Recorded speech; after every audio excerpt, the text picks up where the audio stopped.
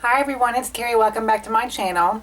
Today I'm going to be starting a new series on my channel here, and I'm going to be calling it my top 5 series. I'm going to go through my craft room and pick up the top 5 items in whatever category that I pick, like tools, adhesives, cardstock, that kind of thing. And I'm going to do this kind of like a series going throughout on my channel. So I thought it would be kind of a fun series. I used to do monthly favorites. I stopped doing that. But I just, of course, our things change on a regular basis in our craft rooms, and I thought I would share with you my top 5 things in my craft room as far as each category goes. So today I'm going to share with you my top 5 tools in my craft room that I just can't live without whenever I'm making a project. So, and let me say this, these are in no particular order either. They're not going to be from 5 to 1. It's just my top 5. So, the first thing I have here is my Teflon bone folder. I purchased this one from So & So Stamp. I've had this one probably about 2 years or so. I think I paid, like, at the time this was like $18, and that's pretty high dollar for a bone folder. But and I believe the last time I looked it was just a little bit more expensive than that. So I'm kind of thankful that I picked it up when I did. But it's unique in the fact for several reasons. For one, it's again a Teflon material. It's very slick, and it's got 2 ends here. You can kind of see it's got that curved edge to it, and it's really great for whenever you score your cardstock.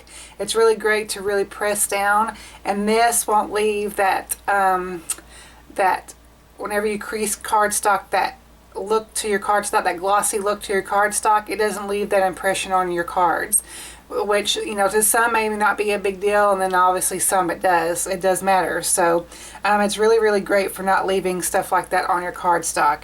And 2, it's got really good point to it as well, and I believe it's heat resistant as well. So it's just one of those things that I'm really glad. It is an investment, but I am glad that I have this in my crafting tool arsenal, if you will. Alright, next tool that I have is my Fiskars. It's kind of a big thing, but this is my paper trimmer, and you've probably seen this, or you may have one for yourself. But I've had several trimmers over the past few years that I've been crafting, and this is by far my favorite. It does have a locking mechanism here at the top, so you can't pull up this especially if you take this for travel. That's a really good feature to it. As well as I'm one that really doesn't. Obviously some things I do measure, like my card bases and stuff like that, but whenever I'm going for like just doing like strips of pattern paper or cardstock or whatever, I kind of eyeball it, and to see where I'm cutting, it has this little wire here, and it's really great for precision cutting, just to see where you're cutting at.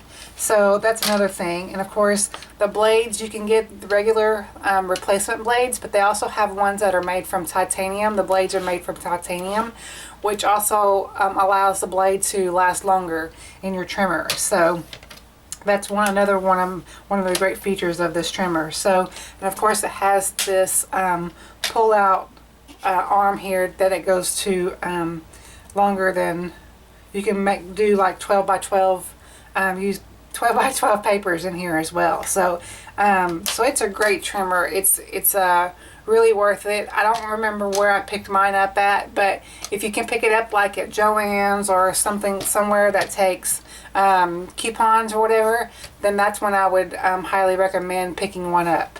So I just love my trimmer.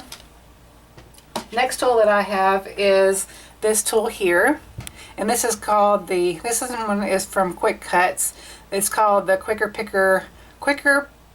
Poker Picker Upper, but I just call it my sticky tool. It's used for several different ways. It's got this little tackiness. Let me see if I can focus here. It's got this tackiness. It's got this little lid on here, and it's got this tackiness to it, so you can pick up small pieces like cardstock. And I don't have any. Maybe I do. Let me grab something here. I've got this little die cut. I have several little die cuts that I haven't used from projects. But anyway, so it's got this tackiness, and it allows you to pick up, you know, little pieces like that if you needed to pick it up. As well as, and you just twist this here and it puts more products, but you don't need product to stick up at it. You just need to have it available on the end to be able to pick up stuff. So that's a great part of it. Then it's got this part here that comes out, and it's got two different ends. It's got a really sharp end to it, and then this little flat side. I don't know if you can, flat end. And I really do like this one for, like, if I need to pick up something and then I like to place things down. It's kind of like an extra small finger, if you will. So I really don't use this end all that much, maybe, you know, to maybe clean up some like glue around some die cuts or something, because it can really get into the die cut, you know, stuff like that. So there's multiple uses to this tool. And with me being kind of clumsy and fumbly fingers, it's one of those tools that is really essential for me. So I'm really, really glad that I have it. Alright, next tool that I have, my fourth tool that I have here, is my Fiskars stamp press.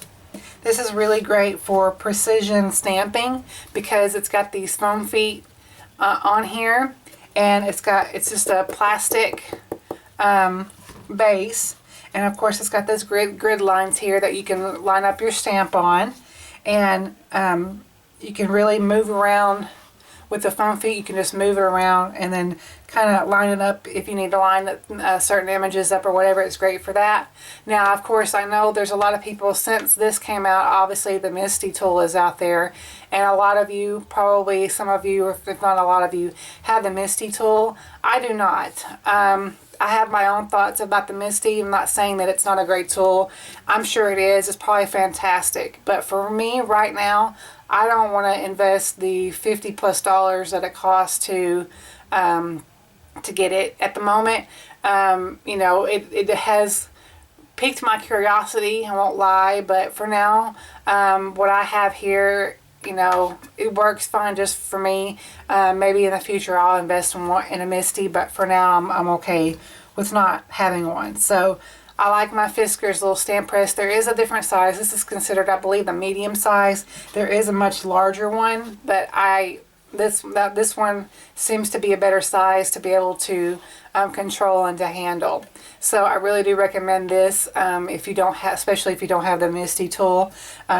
This is really, really great for precision stamping. And then the final tool that I have today is my Score Buddy that I want to share with you.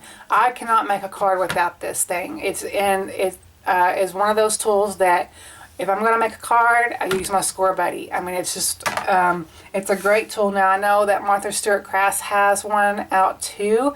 I don't know if Score Buddy still makes this one or not for card makers. You know, this one is several years old, but, you know, if the one with Martha Stewart Crafts is just as good as this one, I feel. But this is the one that I picked up first, but of course it's got the score tool here, and you just clip it in there, and it lets you keep your tool right there without it falling out or whatever. It's just a great overall. It's small enough for me to keep in my craft room, and it won't take a whole lot of space. I do have one that's 12 by 12, but I rarely, if ever, use that one. You know, I may bring it out to make like certain projects. Like I have this one thing that I make, especially around the holidays. I make these hand sanitizer holders, and I really do use my 12 by 12